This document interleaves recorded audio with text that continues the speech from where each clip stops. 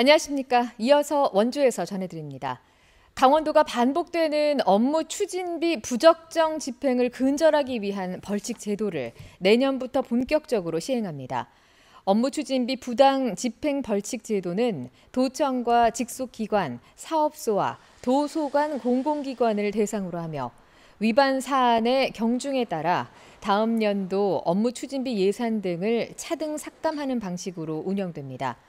유흥 주점 사용 등 중대 위반은 15%, 연 3회 이상 반복 위반 시에는 30%를, 편법 집행과 관리 미흡은 각각 10%에서 5%의 예산을 삭감합니다. 상시 모니터링과 불시 점검, 익명 제보 감사제 등을 병행해 감시 체계도 강화한다는 계획입니다. 이번 추석 연휴 강원권 교통량이 평소 대비 20%가량 증가할 것으로 예상됩니다. 원주지방국토관리청은 오는 10월 2일부터 12일까지 강원권 도로를 이용하는 차량이 하루 평균 국도 10만 대, 고속도로 32만 대로 평상시 대비 각각 11.2%와 24.5% 증가할 것이라고 예상했습니다.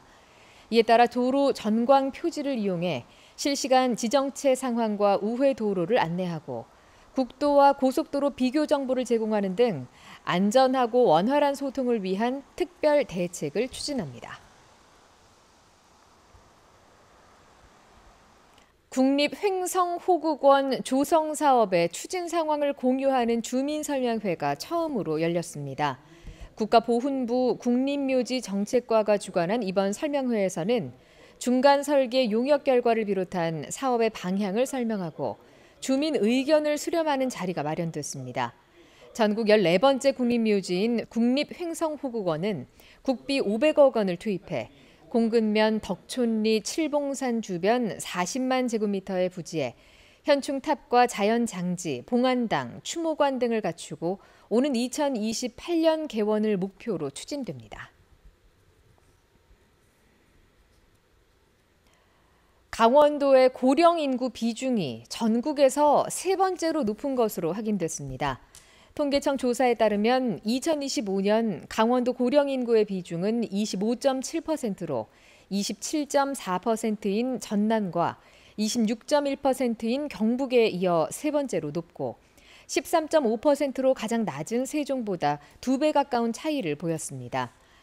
2025년 65세 이상 고령 인구는 1,051만 4천 명으로 우리나라 전체 인구의 20.3%로 처음 20%를 넘어섰고 2036년에는 30%, 50년에는 40%를 웃돌 것으로 통계청은 전망했습니다. 강원도체육회가 오늘 강원도 체육회관에서 제106회 전국체육대회 강원선수단 결단식을 열었습니다. 강원선수단은 총 1,484명으로 선수 1,044명과 임원 440명이 49개 종목에 참가하며 종합순위 7위 수성을 목표로 하고 있습니다. 지난해 강원선수단은 금 57개, 은 51개, 동 68개로 종합 7위를 기록했습니다.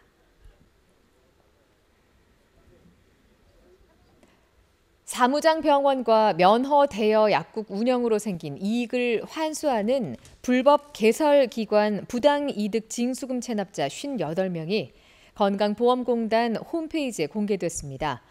강원도에서는 2013년부터 2020년까지 영월의 요양병원을 개설해 운영한 이모 씨가 11억 3천만 원을 체납해 이름을 올렸습니다. 인적사항 공개는 부당이득금 체납 기간이 1년 이상, 체납액 1억 원 이상인 85명 가운데 자진납부와 소명기회에 제대로 응하지 않은 58명에 대해 이루어졌습니다. 이번 공개는 법령 시행 이후 세 번째입니다. 평창군 대화면에 지역 어린이들과 관광객들이 이용할 수 있는 꿈꾸는 놀이터가 운영에 들어갔습니다. 어린이들의 모험심과 창의력을 키울 수 있는 조합놀이대와 미끄럼틀, 스페이스 네트, 트럼펄린, 모래 놀이터 등의 놀이시설과 보호자들을 위한 휴식 공간이 마련됐습니다. 관광자원 개발 사업으로 조성된 꿈꾸는 놀이터는 인근 캠핑장들과 연계해 가족 단위 관광객 유입 효과도 높을 것으로 기대를 모으고 있습니다.